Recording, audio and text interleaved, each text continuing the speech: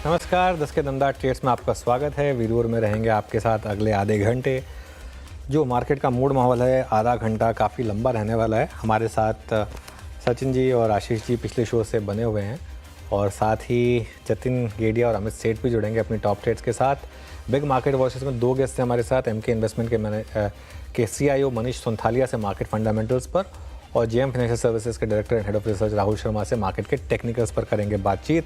लेकिन पहले एक बार ज़रा देखते हैं मार्केट का हाल।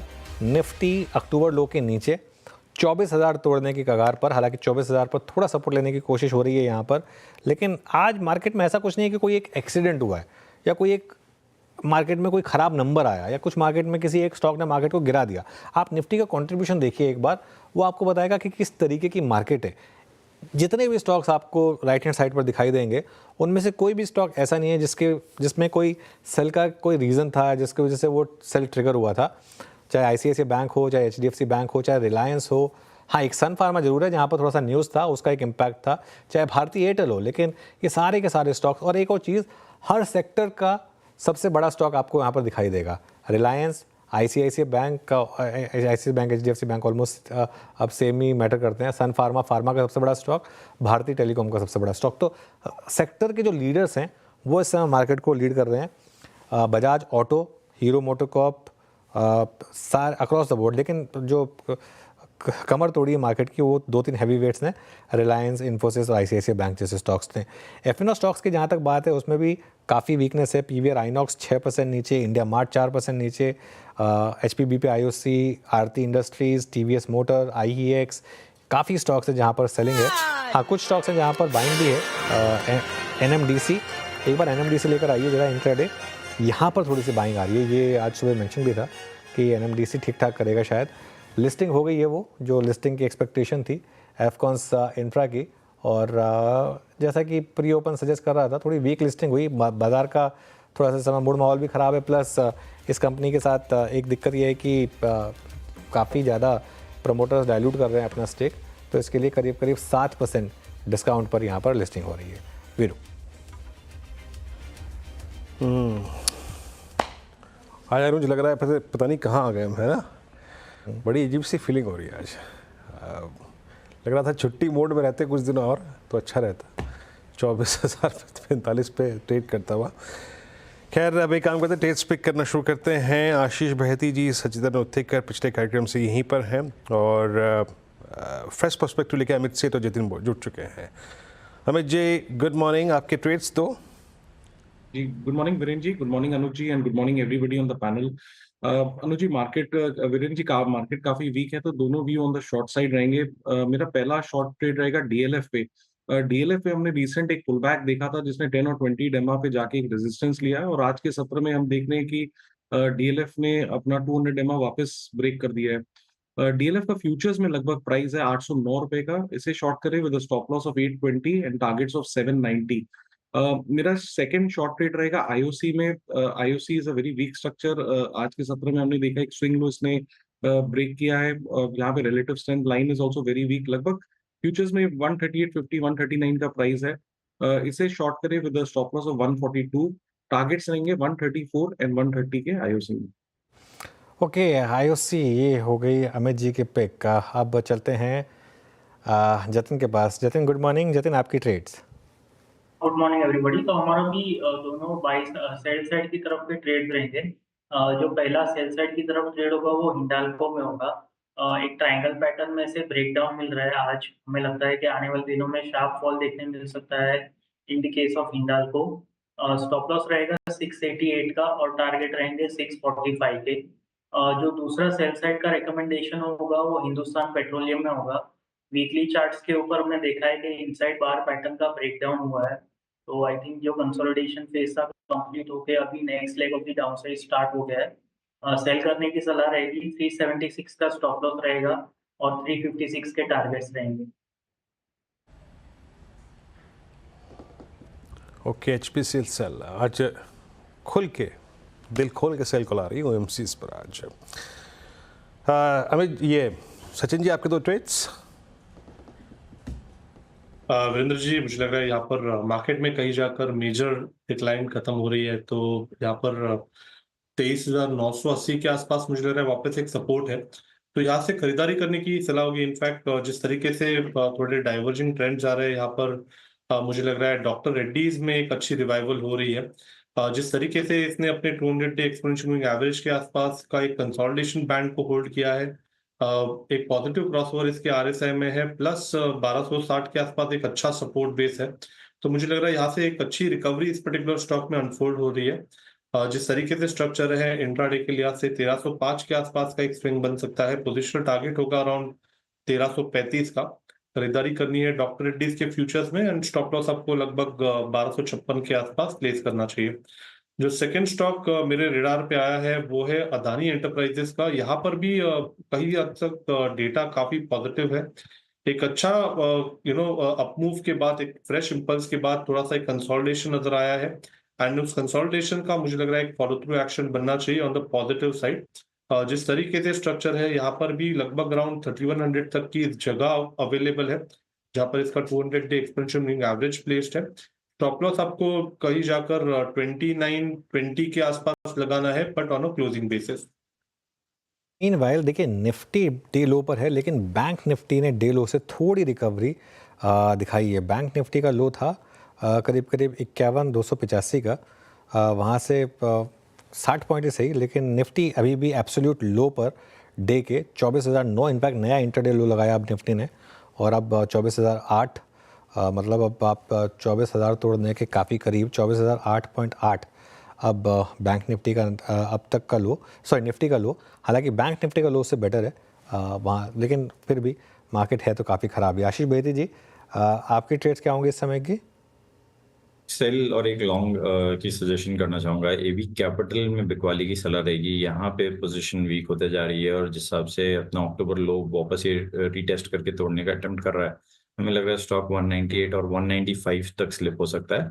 तो यहाँ पे बिकवाली की सलाह है। जो स्टॉप लॉस इसमें मेंटेन करना है वो 205 रुपए का एक एसएल मेंटेन करें।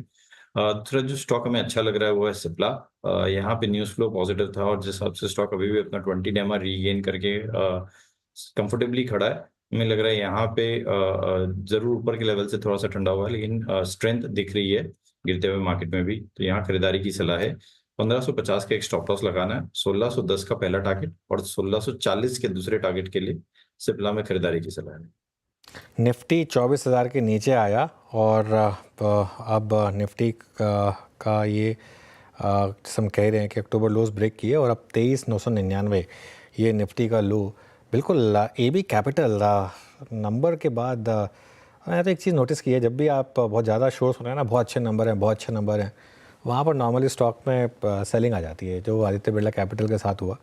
और खैर अब वो एनालिसिस भी सही था या नहीं पता नहीं, लेकिन स्टॉक इस समय डे लो पर और काफ़ी बड़ी करेक्शन यहाँ पर।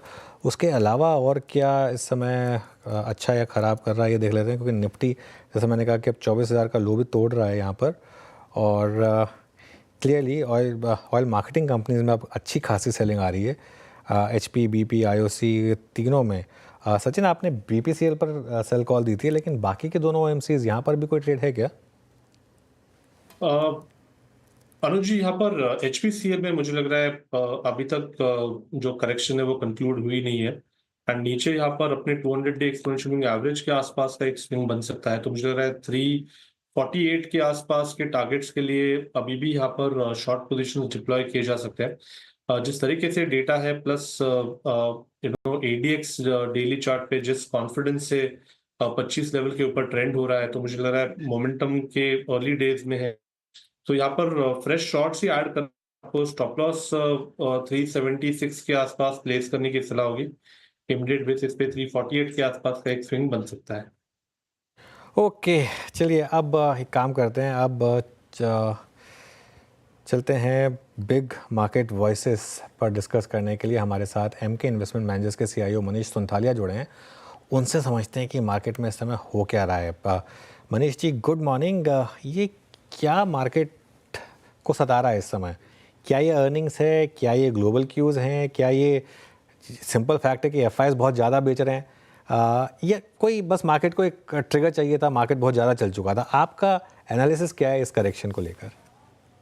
अनुज जी, सीधा सा हिसाब है कि 2020 से 2024 में फिस्कल डेफिसिट जो है ग्रोथ को सस्टेन कर रहा था। अब वो फिस्कल डेफिसिट का जो नंबर है वो काफी रिड्यूस हो गया है FY25 के बजट में। तो क्या है कि ये सब आपको देखने को मिल रहा है, बैंकों की जो डेलिंक्वेंसीज हो रही हैं, क्योंकि हाउस होल्ड लेवरेज जो बढ़ा हुआ था 2020 से 24 तक, वो अब सडनली कम होने को है, तो डिफॉल्ट हो रहे हैं। फिर आपकी कंज्यूमर सेक्टर में कोई ग्रोथ है नहीं। रूरल कंज्यूमर पहले ही प्रॉब्लम में था, अर्बन कंज्यूमर नया एक प्रॉब्लम क्रिएट हो दिखता हुआ दिख रहा है। तो कंजम्पशन तो has fallen off the cliff. Delinquencies tier 2 banks वगैरह में हमको देखने को मिल रही है। तो बेसिकली रीजन यही है कि डेफिसिट नंबर जो रिड्यूस हो गया है वो ग्रोथ के लिए काफी हानिकारक, और हमें करंट अर्निंग सीजन में भी देखने को मिल रहा है कि कोई अर्निंग ग्रोथ देखने को मिल नहीं रही है 2025 के साल में। तो कहने का यही मतलब है कि किसी को तो स्पेंड करना पड़ेगा इकोनॉमी में।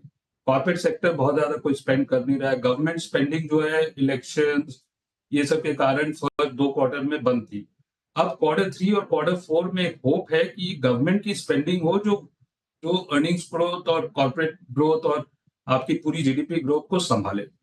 और FIIs बेच रहे हैं, QIPs हैं, IPOs हैं, और लाइफलाइन जो बाजार को सपोर्ट करने वाली है वो रिटेल की SIP फ्लोज एवरी मंथ है। तो सप्लाई साइड बहुत ज्यादा है, डिमांड साइड में ये एक लाइफलाइन है, ये अगर रुक जाती है तो बाजार में एक वर्टिकल फॉल आ सकता है। तो इस समय बेसिकली यही है कि ब्रॉडर मार्केट्स में थोड़ा सा जो फ्रॉथ है वो कम होगा, और लार्ज कैप में ज्यादा कंफर्ट है। इंडेक्स बहुत ज्यादा यहाँ से गिरता हुआ नहीं दिखता है, क्योंकि बैंक्स, IT जो कि मेजरली आपके इंडेक्स के कंस्टिट्यूएंट्स है और वैल्यूएशंस और ग्रोथ के पॉइंट ऑफ व्यू से कंड्यूसिव है, यहाँ पर इनफ्लोज होने की गुंजाइश है और यहाँ पर रिलेटिव आउट परफॉर्मेंस होने की गुंजाइश है बनिस्बत ब्रॉडर मार्केट्स में, जो कि लास्ट 2-3 साल में काफी अच्छे रिटर्न्स बने, और इस साल हो सकता है कंसोलिडेशन पीरियड हो। ओके, अच्छा, बिल्कुल।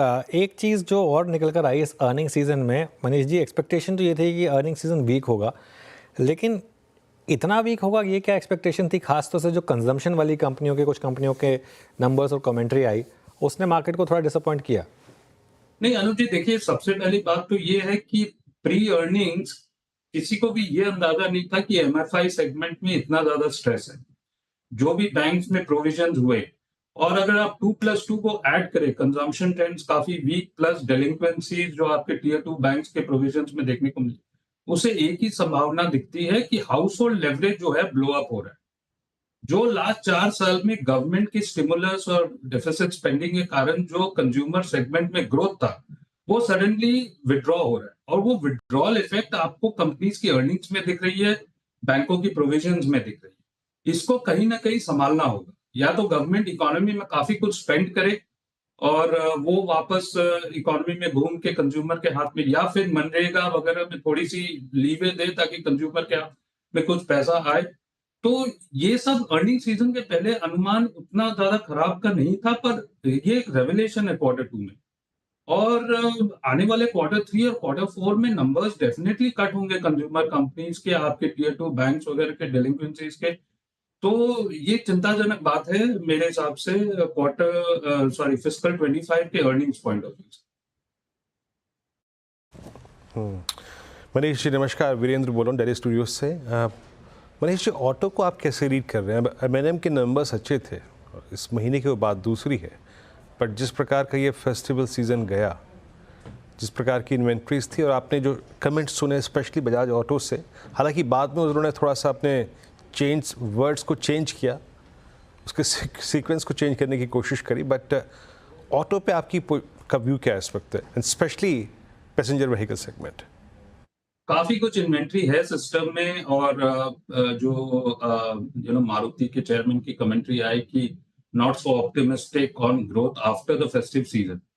तो फेस्टिव सीजन में दशहरा और दिवाली एक ही महीने में आ गया, तो आपको एक बम्प अप देखने को मिल रहा है, पर क्या ये कंटिन्यू होगा? मेरे हिसाब से काफी डाउटफुल है कि जो ग्रोथ, जो स्टुपेंडस ग्रोथ, जो बम्प अप अपने को देखने को मिला है फेस्टिवल सीजन में, ये कंटिन्यू रहेगा। सो पूरे डिस्क्रेशनरी बास्केट में एक कंज्यूमर, देखिए एक बात और है कि टॉप 5% जो प्रीमियम कस्टमर्स है वहां पर तो ग्रोथ की कोई प्रॉब्लम होती नहीं, वेदर इकोनॉमी में बूम हो बस्ट हो, वो सेगमेंट को कभी इंपैक्ट नहीं होता, प्रीमियम सेगमेंट को। पर जो मैस सेगमेंट है, base of the pyramid segment है, वहां पर एक डेफिनेटली स्ट्रेस है, और ये सब डिस्क्रेशनरी आइटम्स में अपने को देखने को मिलेगी। अब उम्मीद यही है कि खरीफ सीजन अच्छा जाए और रूरल कंजम्पशन में थोड़ी सी पिकअप हो, ताकि थोड़ी सी डिमांड को बूस्ट मिले, और यही एक एक्सपेक्टेशन हम Q3 और Q4 के नंबर्स में आशा करते हैं। पर डिस्क्रेशनरी स्पेंड में डेफिनेटली स्ट्रेस है, और जब तक ये demand side of situation address नहीं होगी तब तक ये वीकनेस कंजम्पशन में पूरी देखने को मिलेगी। डिमांड साइड को एड्रेस करना पड़ेगा। डिमांड साइड बहुत बुरी तरह गिर रहा है, और सप्लाई साइड से बहुत ज्यादा इम्पैक्ट आएगा नहीं। 2020 और 24 में हमने देखा कि कॉर्पोरेट टैक्स रेट कट हो गया, तो वो एक सप्लाई साइड इशू हुआ। यहाँ पर डिमांड साइड को एड्रेस करने की बहुत सख्त जरूरत है। अच्छा मनीष जी, एक और स्पेस, मतलब अभी हमने पिछले हफ्ते L&T के नंबर्स को देखा, बहुत अच्छे नंबर्स थे, उनका ऑर्डर इनटेक काफ़ी स्ट्रॉन्ग था।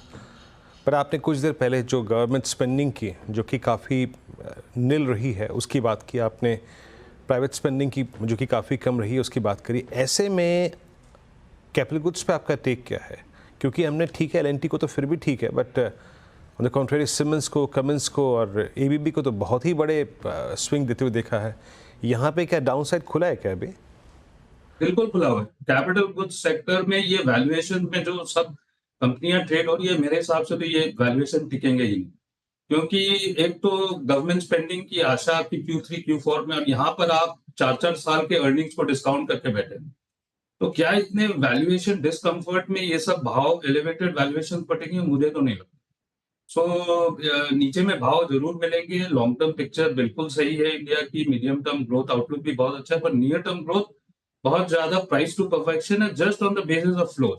अब फ्लोज एक डायरेक्शन में पूरी नेगेटिव है। मुझे तो नहीं लगता कि FIs कुछ सेलिंग करने की, बंद करने की कोई मूड में है। उनको बाइंग करने की तो दूर दूर तक कोई संभावना दिख नहीं रही है अभी तक, जब तक इंडिया की मार्केट में और ज्यादा करेक्शन नहीं। और जो लाइफलाइन इंडिया की है वो है बेसिकली रिटेल SIP फ्लोज, और उसमें भी यही देखना है कि अभी तक जो मिड कैप स्मॉल कैप में रैली हुई है 2020 के बाद, कोविड के बाद, उसमें कोई बहुत ज्यादा मेजर मंदी हमें देखने को नहीं मिली। It was a buy on dips in every fall. पर क्या इस मंदी में constituent of the SIP flows change हो जाते हैं? मिड कैप स्मॉल कैप के कंस्टिट्यूएंट से ज्यादा आपके लार्ज कैप में इनफ्लोज आने शुरू हो जाते हैं, क्योंकि आइलैंड ऑफ सेफ्टी आज की डेट में लार्ज कैप्स ही है। तो IT, pharma, banks, capital market entities जहां पर वैल्यूएशंस कंफर्ट है, प्लेटफॉर्म कंपनीज, यहाँ पर ये कुछ आइलैंड्स ऑफ स्ट्रेंथ है।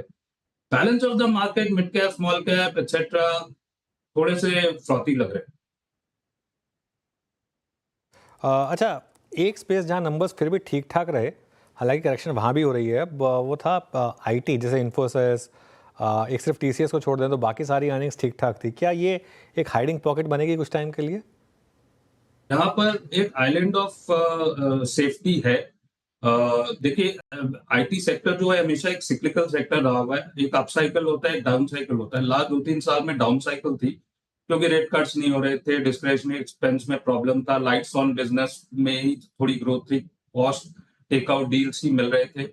अब जब नए प्रेसिडेंट की इलेक्शन की चुनाव हो जाएगी, आपके रेट कट्स वगैरह भी उम्मीद करते हैं कि नेक्स्ट 6 महीने में और 50 बेसिस पॉइंट यूएस में हो जाए, जो जबकि यूएस में रेट कट भी बहुत ज्यादा गिवन नहीं है आज की रेट में, क्योंकि वहां भी इकोनॉमिक डेटा काफी स्ट्रॉन्ग आ रही है। But let's assume given the benefit of doubt कि 25-50 बेसिस पॉइंट कट और नेक्स्ट 6 महीने में आ जाए, तो एक जो अप साइकिल है IT सेक्टर में वो डेफिनेटली रहेगा। और ये मैं ये बोल रहा हूँ कि ये सब क्या है, सिलेक्शन इश्यूज नहीं है, ये सब आपको एलोकेशंस है, कि बहुत ज्यादा कोई फंडामेंटल्स में चेंज नहीं होगा, बट आपको कैपिटल प्रोटेक्शन की जो फर्स्ट इंटेंशन रहती है कोई भी फंड मैनेजर की, कैपिटल प्रोटेक्शन आज की डेट में 3 या 4 सेक्टर में ही है, और इसीलिए ये एलोकेशन IT स्पेस में कंड्यूसिव है। पर हाइडिंग स्पेस है इस समय, अगर आप कह रहे हैं कि लार्ज कैप्स में अभी भी कंफर्ट है रिलेटिवली, मिड कैप और स्मॉल कैप में शायद और करेक्शन आ जाए, तो IT के अलावा और कहाँ पर हाइडिंग स्पेस ढूंढेंगे? बैंक्स में आप देख लीजिए, वैल्यूएशन कंफर्ट काफी है। PSU banks, private sector banks, दोनों में कंफर्ट है। In fact valuation of PSU banks are half, literally on a generalised basis, half of private sector bank और जबकि करंट क्वार्टर में उनके अर्निंग्स बहुत बेटर है प्राइवेट सेक्टर बैंक। और डिपॉजिट की जो प्रॉब्लम है वो थोड़ी सी एलिविएट जरूर हो रही है, डिपॉजिट एक्रीशन ज्यादा है लोन ग्रोथ से। सो बैंकिंग सेक्टर में काफी एक स्ट्रेंथ है from the point of view of valuations. IT space में है, बायोसिक्योर एक्ट आपकी पास होने जा रही है, पूरे फार्मा वैल्यू चेन में बेनिफिट होगा, specially when it comes to export generic pricing, क्योंकि it is advantage India over China once the biosecure act gets passed. And वो प्रेसिडेंट इलेक्शन के बाद प्रेसिडेंट जो भी वहां इलेक्ट होता है उनकी सिग्नेचर आ जाएगी और ये लॉ बन जाएगा। तो फार्मा एक सेक्टर है। और करंट क्वार्टर में हमने देखा है कि कैपिटल मार्केट प्लेटफॉर्म, एक्सचेंजेस ले लीजिए, ब्रोकरेजेस ले लीजिए, एएमसीज ले लीजिए, रजिस्ट्रार ट्रांसफर एजेंट्स ले लीजिए, वेल्थ मैनेजमेंट प्लेटफॉर्म ले लीजिए, यहाँ पर एक पूरे सेक्टर में रीरेटिंग होगी, क्योंकि ये अभी भी ग्रोथ के पॉइंट ऑफ व्यू से काफी कंड्यूसिवली वैल्यूड है। तो और अभी भी बहुत ज्यादा कोई रीरेट हुए नहीं। तो ये कुछ पॉकेट्स ऑफ स्ट्रेंथ मुझे दिखता है। और जहां डिस्कम्फर्ट है वो बेसिकली सब elevated valuation on consumer discretionary companies, expectations of growth pricing into FY 26 and 27, capital market entities, infrastructure companies, defence, railways, power, ये नेक्स्ट 2 क्वार्टर के लिए संभल के रहना चाहिए मेरे साथ। अच्छा मनीष जी, एक और बात, मतलब जिस स्पेस का पेन बाज़ार के पेन से पहले ही शुरू हो गया था, मैं PSUs की बात कर रहा हूँ, और उसमें तो एक बात क्लियर है कि रिटेल बहुत बुरी तरीके से ट्रैप है, लोगों की होल्डिंग बहुत ऊपर की है, चाहे वो डिफेंस कंपनियाँ हों, चाहे वो रेलवे कंपनियाँ हों। अभी कुछ दिनों से 10 एक दिन से स्टेबिलिटी आ रही थी, बट जिस वैल्यूएशन से आपका सच का सामना करने की आप बात कर रहे थे कुछ देर पहले, उसके आधार पर अगर हम बात करें तो यहाँ पे PSUs में कितना डाउन साइड है? बहुत ज्यादा डाउनसाइड नहीं है अविंदर जी। मुझे ये लगता है कि अगर आप वैल्यूएशन कंफर्ट खोज रहे हैं, सो जो भी मोनोपोलिस्टिक PSU कंपनीज हैं और जो कि मतलब सब 10 के PE में और 4 या 5% डिविडेंड यील्ड स्टॉक्स हैं, ये एक आइलैंड ऑफ ग्रोथ है, आइलैंड ऑफ सेफ्टी है। सो मैं डिफेंस कंपनीज या रेलवे कंपनीज की बात नहीं कर रहा हूँ जो 60-70 के PE में ट्रेड हो रही थी, अभी 40-50 के PE में है। यहाँ पर मतलब कोई मार्जिन ऑफ सेफ्टी नहीं है। पर ऑयल मार्केटिंग कंपनीज हो, आपकी यूटिलिटी कंपनीज हो, लॉजिस्टिक कंपनीज हो, पावर फाइनेंस कंपनीज हो, ये सब 4-5% की डिविडेंड डील और 10 के PE के नीचे, आई मीन ये वैल्यू इन्वेस्टिंग नहीं है तो और क्या है? तो मुझे नहीं लगता, मैं उस कैंप पे नहीं हूँ जो बिलीव करता है कि PSUs आर नॉट टचेबल। मुझे काफी स्ट्रेंथ दिखता है PSU सेक्टर में भी, particularly when it comes to monopolistic PSU company. तो I be definitely a buyer in PSU stock from the point of view of margin of. चलिए मनीष जी, बहुत बहुत शुक्रिया आज हमारे साथ जुड़ने के लिए। और आपको हालांकि अब दीपावली बीत चुकी है, लेकिन फिर भी फेस्टिव सीजन की बहुत बहुत शुभकामनाएं। Happy Diwali to you everyone. चलिए आगे बढ़ते हैं। मार्केट के टेक्निकल सेटअप पर चर्चा करने के लिए JM फाइनेंशियल सर्विसेज के डायरेक्टर और head of research Rahul Sharma जुड़े हैं। Rahul ji, good morning. Good morning. Rahul ji, हो क्या रहा है ये? हालांकि आपने एक एक्सपेक्टेशन बताई थी कि मार्केट में करेक्शन ड्यू है, लेकिन क्या आपने ये सोचा था कि इस तरीके का करेक्शन आएगा कि 24,000 भी टूट जाएगा? जी अनुज जी, खास करके जो पिछली एक्सपायरी हुई उसके बाद लग नहीं रहा था कि निफ्टी 24,000 का लेवल इतना इजीली वायलेट कर देगा।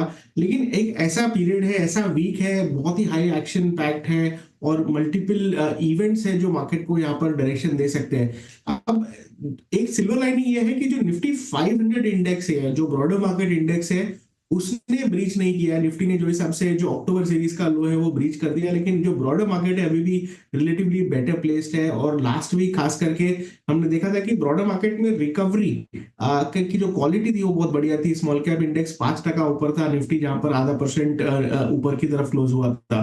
अब नेट पूरा जो सेटअप है निफ्टी को देख के यही लग रहा है कि इवेंट है। इवेंट में आप या तो एक स्ट्रैटेजी लेके चल सकते हैं, यानी कि आप ऑप्शंस के जरिए इस इवेंट को नेविगेट कर सकते हैं, या अदरवाइज आपका थोड़ा पोजिशनल पर्सपेक्टिव हो, 3 से 6 महीने का होराइजन हो, तो मेरे हिसाब से 24,000 और 24,000 के 23,800 के रेंज में आपको यहाँ पर बायर रहना चाहिए निफ्टी के अंदर। आप निफ्टी ETFs के थ्रू इन्वेस्ट करके चल सकते हैं, या फिर एक यहाँ पर बास्केट अप्रोच लेके चल सकते हैं, जहां पर हमें लगता है कि ओवरऑल मार्केट काफी ओवरसोल्ड टेरिटरी में ट्रेड कर रहा है और एक बाउंस बैक यहाँ पर डेफिनेटली ड्यू है, जो हमें तकरीबन 24,800 तक का लेवल निफ्टी इंडेक्स में दिखा सकता है। सो ओवरऑल रिस्क रिवॉर्ड जो है वो फेवरेबल है और थोड़ी वोलेटिलिटी जरूर है और परेशान भी करेगी। इंडिया विक्स जो है तकरीबन 17% के आसपास पहुंच गया है। तो इवेंट के पास जनरली ये होता है, this is something that is expected. लेकिन अगर हम एक्सपायरी टू एक्सपायरी देखें तो निफ्टी की जो रोल ओवर्स हुए थे वो इनफैक्ट जो टोटल ओपन इंटरेस्ट था वो 33% कम था, यानी कि मार्केट में काफी हद तक वीक हैंड्स काफी हद तक मार्केट से बाहर जा चुके हैं। और हमें लगता है कि 1-2 दिन की वोलेटिलिटी के बाद निफ्टी के अंदर स्टेबिलिटी वापस लौट आनी चाहिए जैसे इवेंट्स पूरे हो जाते हैं। ओके, तो ये बात हो गई निफ्टी की। बैंक निफ्टी पर अब क्या व्यू बन रहा है राहुल जी इस समय? जी, बैंक निफ्टी में एक हेड एंड शोल्डर्स का पैटर्न है जो ब्रेकडाउन हमें लगता है कि 50,500 के नीचे देखने को मिल सकता है। तब तक आई थिंक बैंक निफ्टी के अंदर सेल ऑन राइज की रणनीति रखे। ऊपर में 52,400 का एक स्ट्रॉन्ग रेजिस्टेंस एरिया बन चुका है और अभी भी बैंक निफ्टी के अंदर शॉर्ट्स मौजूद है। In fact expiry to expiry bank Nifty का ओपन इंटरेस्ट 22% ऊपर था और हमें लगता है कि ये शॉर्ट्स इस वीक में आई थिंक कहीं ना कहीं प्ले आउट होते हुए दिख सकते हैं। तो 52,400 का लेवल ऊपर में अगर शॉर्ट्स को चैलेंज होना है तो ये लेवल निकालना जरूरी है। अदरवाइज हमें लगता है कि ये स्लो ग्रेजुअल हमें 50,500 तक का ड्रिफ्ट दिखा सकता है। अगर 50,500 संभल जाता है तब तो ठीक है, लेकिन अगर टूट जाता है तो मुझे लगता है कि 1,000-1,500 पॉइंट का सेल ऑफ बैंक निफ्टी में और एक राउंड में देखने को मिल सकता है। ये कुछ दिग्गज स्टॉक फ्यूचर्स पे राहुल जी आपकी का व्यू क्या है? फॉर इंस्टेंस रिलायंस की ऐसी हैमरिंग हमने कभी नहीं देखी। HDFC बैंक जो कि बहुत स्ट्रॉन्ग रोलवर्स लेके गया उसको देखिए। एक्सिस बैंक पे आपके पास एक अर्निंग्स का सपोर्ट था, बट कोलैप्स ऐसे होना ये क्या रिफ्लेक्ट कर रहा है और यहाँ पर व्यू क्या है आपका? ये देखिए, हमने लाइक जब बुलिश फेस मार्केट का चल रहा था तो जो महंगा है वो और महंगा होता जा रहा था और यहाँ पर I think reverse play out होता हुआ दिख रहा है। रिलायंस में हमने देखा कि डेकेडल हाई ओपन इंटरेस्ट था फ्यूचर्स के अंदर और रोल ओवर्स काफी स्ट्रांग हुए और ये कंटिन्यू होते हुए दिख रहे हैं। इनफैक्ट आज फॉलो अप सेलिंग रिलायंस के अंदर देखने को मिली है और जहां तक रिलायंस का सेटअप है हमें लगता है कि जो एक बाउंस बैक का सिनेरियो बन रहा था यहाँ पर नेगेट हुआ है और हमें लगता है कि यहाँ पर वीकनेस एक्सटेंड होते हुए दिख सकती है। जहां तक बैंक्स का सवाल है, देखिए जैसे आपने बोला HDFC बैंक में रिलेटिवली एक तरह से आउट परफॉर्मेंस है। पूरे मार्केट के अगेंस्ट यहाँ पर करेक्शन इतना शार्प नहीं है, लेकिन 50 दिन के मूविंग एवरेज के पास आ गया ये बैंक भी। तो ये एक डिसाइडर लेवल है, डिसाइडर एवरेज है और 2700 के आसपास कैसा बिहेव करता है काफी कुछ डिपेंड करेगा कि बैंक निफ्टी का शेप आने वाले सेशन में कैसा होता है। तो ओवरऑल हमें लगता है कि एक अच्छी बात यह है कि आज कोई एक्सीडेंट नहीं है। अगर आप डेरिवेटिव्स में देखो तो कोई ऐसा स्टॉक नहीं है जो 10-15-20% डाउन हो, जो रेगुलरली अक्टूबर सीरीज में देखने को मिल रहा था। तो ये कहीं ना कहीं दिखा रहा है कि मार्केट के अंदर जो एक टॉप हैवी जो एक मार्केट था वो काफी हद तक फ्रॉथ मार्केट में से निकल चुका है और आई थिंक जैसे ही आई थिंक एक थोड़ा सा यहाँ पर निफ्टी के अंदर स्टेबिलिटी आती है तो बाउंस बैक भी काफी स्ट्रांग देखने को मिल सकता है, जो हिसाब से हमें सेलिंग देखने को मिली है। अच्छा, ये OMCs में जो आज के ब्रेकडाउन हुए हैं और कुछ जियोपॉलिटिकल टेंशंस और रिटेलिएशंस के बीच का जो फियर का जो है वो बड़े बड़े एवरेजेस को तोड़ रहा है। यहाँ पर HPCL, BPCL, यहाँ पे आप लोगों ने अपने शॉर्ट्स को कहाँ पे प्लेस किया है? जी हाँ, बिल्कुल। देखिए IOC में सबसे ज्यादा वीकनेस रही है। In fact on the way up भी यहाँ पर अंडर परफॉर्मेंस थी और आज एक फ्रेश ब्रेकडाउन यहाँ पर देखने को मिला है। जहां तक सेक्टर लीडर का सवाल है, आई थिंक BPCL का सेटअप सबसे मजबूत था और ये भी अपने 200 दिन के मूविंग एवरेज के आसपास आ गया है। थोड़ा जियोपॉलिटिकल मामले में थोड़ा ट्रिकी जरूर होता है, एक दिन पॉजिटिव न्यूज आती है, एक दिन नेगेटिव न्यूज आती है, तो थोड़ा सा यहाँ पर ऑयल एंड गैस सेक्टर को खास करके ट्रेड करना डिफिकल्ट होता है। लेकिन अगर हम चार्ट्स को देखें तो यहाँ पर क्लियरली ब्रेकडाउन देखने को मिल रहे हैं और हमें लगता है कि आने वाले 2 से 4 सेशन में और वीकनेस यहाँ पर एक्सटेंड होती हुई दिखेगी। लेकिन जहां तक ब्रेंट ऑयल का सवाल है, आई थिंक यहाँ पर जियोपॉलिटिकल जो डेवलपमेंट्स है वो क्लोजली ट्रैक करने होंगे और ओवरऑल OMCs को अगर हम देखें तो ये एक तरह से पूरा का पूरा जो स्पेस है काफी वीकनेस की तरफ जाता हुआ दिखाई दे रहा है। चलिए राहुल जी, बहुत बहुत शुक्रिया आज हमारे साथ जुड़ने के लिए और हमसे बात करने के लिए और आप ये पूरे की पूरी इंसाइट्स हमें तरफ से देने के लिए। शो को यहीं समेटेंगे। मार्केट एट डेज लो, काफ़ी ख़राब ओपनिंग आवर रहा है मार्केट के लिए और अब तो निफ्टी शायद 23,900 भी तोड़ने की तैयारी कर रहा है, तो कहीं भी कोई सपोर्ट इस समय मार्केट में है नहीं। एक छोटा सा ब्रेक लेंगे, उसके बाद कंचन और वीरू आपके लिए लेकर आएंगे ट्रेडर्स हॉटलाइन।